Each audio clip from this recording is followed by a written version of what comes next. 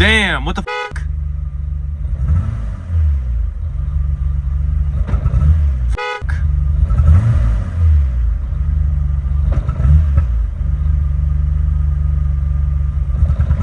Maybe it is a misfire, wait a minute. As you saw, the E28's not running too well. We're getting what feels like a small misfire or some stuttering at low RPMs. But before we start ordering and replacing random parts, we're gonna go through my checklist and see if we can actually find what the issue is. Before we dive in, it's helpful to know when these problems started. And the day before these issues started coming up, I took the car on a back road rally and I was pushing it hard. She held up like an absolute dream, but the next day, she started feeling a little weak and we got these problems coming up.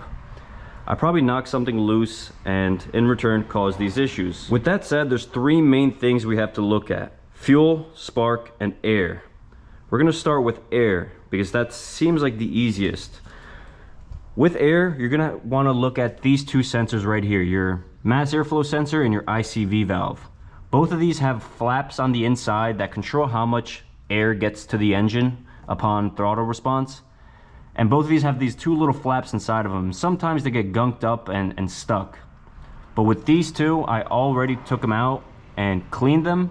They're perfectly clean, so we know it's not air. The next thing we're gonna look at is fuel. Fuel's a big one.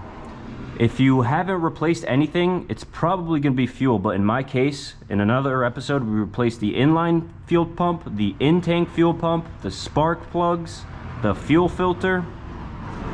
I was thinking maybe when I was driving, I knocked some debris loose and it got sucked up onto the fuel filter, or I mean the fuel pump. But if you remember that my tank was absolutely clean, so it's definitely not fuel related. But in your case, another way to check it out is to look at the fuel pressure. Fuel rail is right here, connected to all the, right there, all the bullshit. And we have a fuel pressure gauge right on the fuel rail. Your fuel pressure should be around 40 PSI. So, you know what, let's just start up the car and make sure we're getting 40.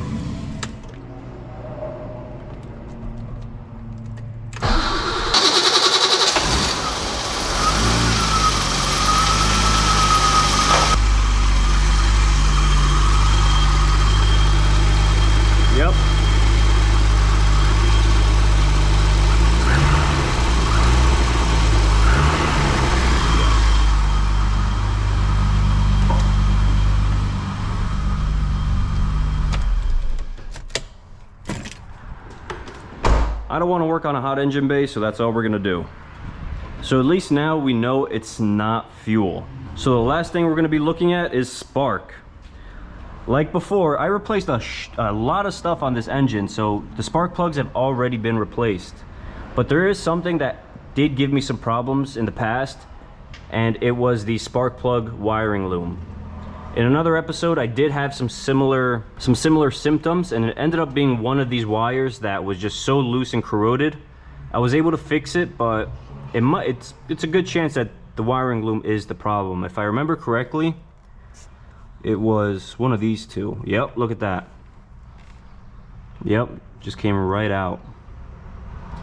Man, so there's a good chance that this wiring loom is the issue. Everything else is, all the other ones are nice and solid, but this one wiring loom could definitely be causing all of our problems.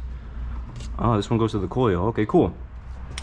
So with that said, we're going to remove the air box just so we can get to the wiring loom a little bit easier. And since I knew that my wiring loom was on the edge of death a couple months ago, I did pick one up, so I have one in-house that I can just replace it with today.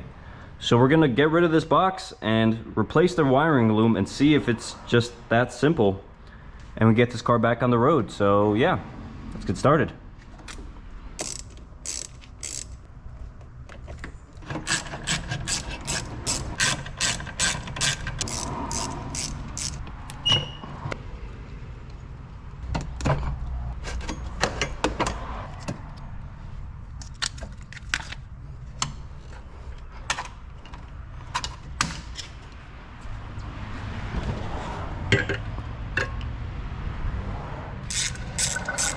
Wow, that literally took like 2 minutes to take apart. Pretty awesome. But now I have everything all loosened up. but before I take off the original wiring loom, I'm going to number exactly which cylinder is which. So it goes from 1 through 6, and just to make sure I don't mess anything up, I'm going to label each coil. So this is number 6. I'm gonna pull on it right over here a little bit, and I can tell that this one right here is number 6. And I'll throw a little 6 right there. I will throw the wiring diagram on the screen just for you guys to take a look at, but I really don't want to switch back and forth.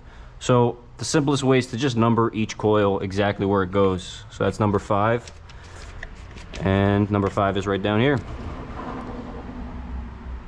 So I'm just going to keep going down, label them all out before I start pulling things off, and we'll go from there.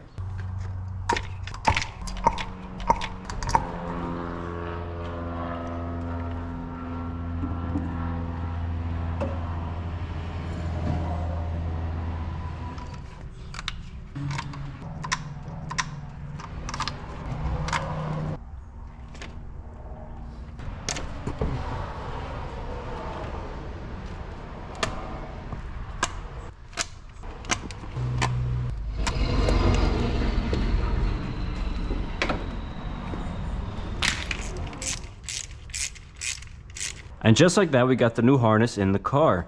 Good thing we replaced this, because after I took this one off, look what I found. She got hot.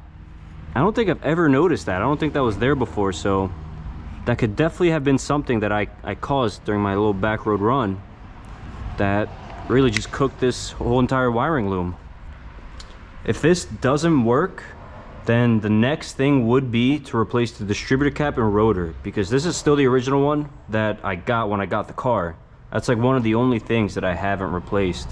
Man, while we're here, look at that. That's why my car sounds so nice. Look at that mid pipe all the way up to the headers. We got the new sway bar links down there. And while we're back here, I would definitely recommend checking your ground strap. This one always comes loose for some reason, but not for mine. If you want to see any of this, just drop a subscribe. Go check out my channel. All the videos are up there. If somehow you guys can get me to 10,000 subscribers, I'll pull the whole darn engine out. I'll treat this car the way it's supposed to be treated. But anyways, I'm gonna put everything back together. I don't think you guys want to see that. It's the exact same thing, but in reverse. And we'll start the car, and hopefully I can go for a little drive. Alrighty, we got everything put back together. Batteries reconnected. So now we can try to see if this thing runs. Like I said before, if this doesn't work, we're probably gonna have to try to replace the distributor cap and rotor. But yeah, I'm gonna turn this thing on and let it warm up actually before we start revving, because the problems were coming up when it was hot mostly.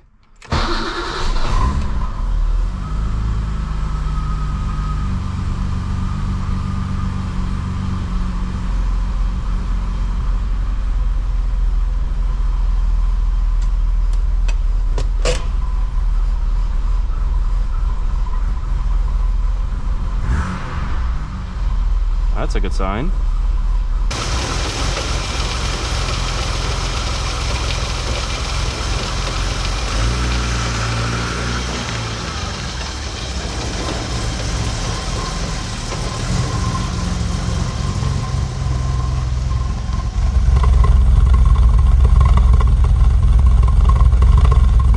All right, so we let the car warm up, and good thing we did, because before the exhaust did sound a little choppy.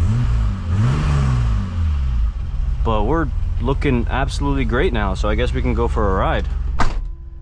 Should I open up the sunroof too? Yeah. Yeah. I have a good feeling. Hopefully we'll make it down the street. All right, we got first gear. I think we're good. Yeah, oh my God.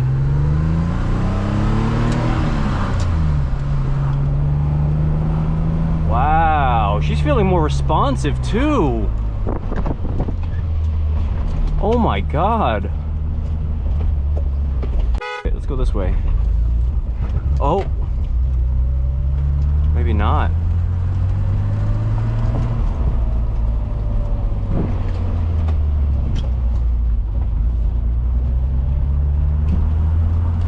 feeling good.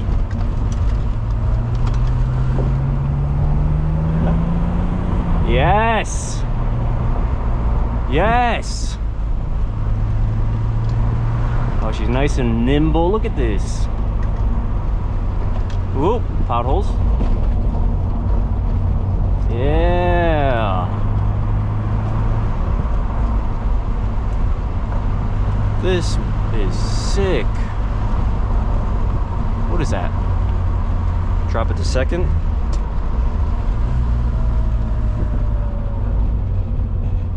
I did say we were having problems at low RPMs, so let's see. Go back to a dead stop.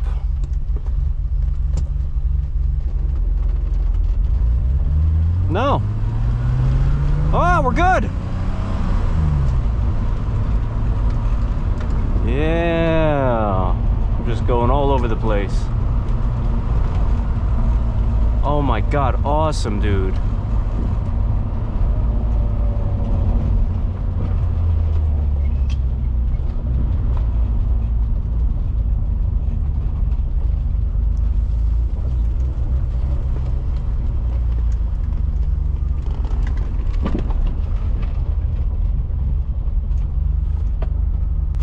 All right, so I guess that's it. It was the wiring loom. I guess I just burned it up going on that mountain run, but now she's running absolutely perfectly. It did take a second for the idle to kind of adjust itself with the new firing order, or the new strength of the firing order, but she is running absolutely beautifully. I think since I just did the wiring loom, I might as well just do the cap and rotor at this point. Who knows how long it's been. But yeah, man, I hope this video helped you out in any way. Drop a like and subscribe. It really helps me out. I do have a few other things planned for this car. There's not really much to do because for the most part, it just drives so great. But I'm working on a new rear bumper for the car. So if you want to see how that turns out, definitely leave a like and subscribe. But yeah, thanks for the watch, and I'll catch you in the next one. Peace.